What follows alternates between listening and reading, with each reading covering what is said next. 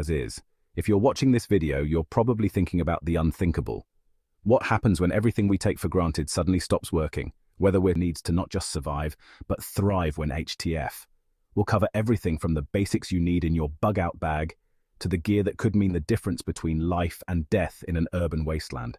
So, grab a notebook, because we're diving deep into urban survival prep. Let's get started. Before we jump into gear, let's talk about why urban prepping is different from rural survival. In the city, you're dealing with higher population density, more people competing for fewer resources. There's infrastructure dependency. When the power goes out, elevators stop, water pumps fail, and sewage systems back up. You also have limited natural resources. No stream, of course, mobility challenges, traffic, blocked roads, and limited escape routes. The good news: cities also offer advantages. More medical facilities, better communication infrastructure initially, and more supplies to scavenge. But you need the right gear to capitalize on these advantages while mitigating the risks. Let's start with your absolute must-haves, the gear that addresses your most immediate survival needs. Water is your #1 priority. For portable water filter options, you've got things like the LifeStraw family or Soya products, Mini. Both remove 99.9% of bacteria and parasites. You might want to consider UV sterilization pens for viral contamination, and definitely have water purification tablets as a backup. When it comes to water storage options, collapsible water containers save space but hold between 5 and 10 gallons. Water storage barrels are great if you're bugging in, and just remember the rule of thumb: 1 gallon per person per day, and you want at least a 3-day supply minimum. So, when you're prepping your food supplies, you want to make sure everything is both calorie-dense and shelf-stable. For your bug-out bag, something like Mountain House freeze-dried meals is a solid choice. They're lightweight and can last up to 25 years. Don't forget energy bars and nuts, since they're packed with calories and super easy to carry. If you're looking for something a bit more old-school, pemmican or beef jerky has been a traditional survival food for ages. Now, for your long-term storage, it's smart to stock up on those big number 10 cans of rice, beans, and wheat. Canned goods with pull tabs are a real lifesaver too. No can opener needed, which is honestly a game changer. And yeah, don't overlook salt, sugar, and spices. They're easy to forget, but trust me, they're crucial for morale when meals start to get repetitive. Next up is your shelter and warmth, which is honestly just as important as food. In an urban environment, you might want to consider bivy sacks or ultra-lightweight tents. These are great for things like rooftop camping.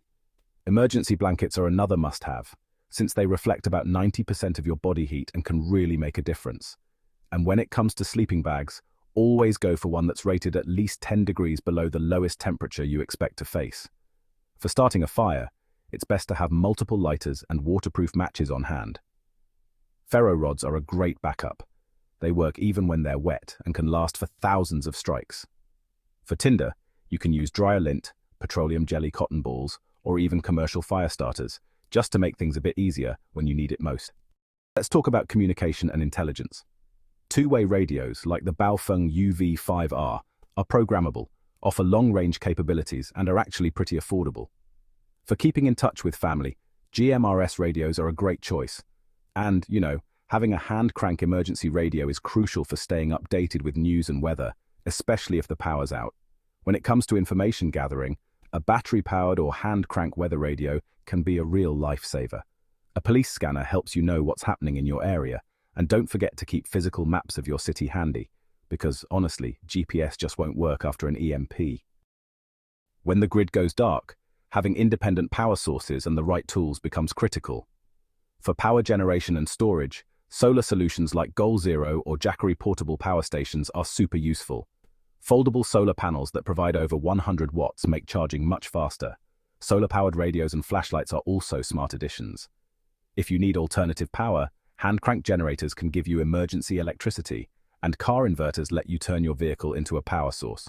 Don't forget to have multiple power banks on hand to keep your devices running as long as possible. Multi-purpose tools are honestly a must-have for any prepping setup. The big three are a quality multi-tool, like the Leatherman Wave or Gerber Center Drive, a fixed blade knife, think Mora or ECE for heavy-duty tasks, and a folding saw, which is actually more efficient than an axe in urban environments. First aid supplies, you want a comprehensive trauma kit, think tourniquets, pressure bandages, chest seals, the works. Make sure you've got at least a 90-day supply of any prescription medications you need, and if you can get them legally, some antibiotics too. Don't forget dental care supplies because honestly, tooth problems can get really serious when there's no dentist around. For sanitation, you'll need hand sanitizer and soap, toilet paper and feminine hygiene products, plus a good stash of garbage bags. Those are super handy, not just for waste but for water collection and loads of other uses. If you're in it for the long haul, these items help you transition from just surviving to actually rebuilding. For food production, urban gardening is key. Grab seeds for fast-growing veggies like radishes, lettuce, and beans. Sprouting supplies are brilliant. They let you grow fresh food in days, not months. And container gardening supplies work great for rooftops and balconies. When it comes to skill-based gear, physical books on foraging, first aid, and basic engineering are absolute gold. Don't forget playing cards and games. Mental health really matters. Keep writing materials on hand too, for record keeping and soap, toothpaste, and those little luxury items people will definitely miss.